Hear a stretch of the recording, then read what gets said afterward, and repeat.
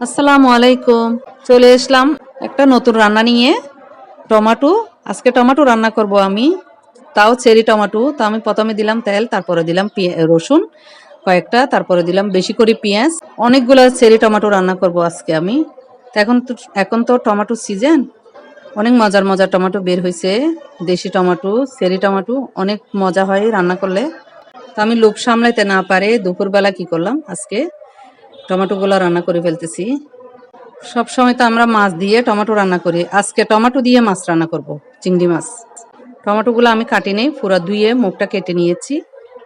একদম একটু পানি দিব না, কষানোর সময় শুধু আমি একটু করে পানি দিব। চিংড়ি মাছ কষার আগে আমি এই মশলাগুলো কষানোর সময় একটু পানি দিয়েছি, এরপর আর কোনো পানি ব্যবহার করব না আমি।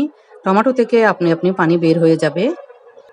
টমেটোগুলো আমি একটুও কাটবো না, এরকম ফুল আমান আমান দিব।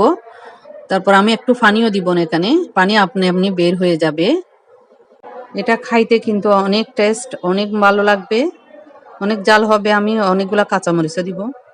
তো এই গরমে একটু গরম একটু ঠান্ডাতে একটু টক টক এগুলা, টক ঝাল এগুলা খাইলে অনেক ভালো লাগে। এই তো আমার রান্না করা শেষ। আমি ধনে পাতা দিয়ে, আমার গাছের ধনে পাতা দিয়ে এর নামাই।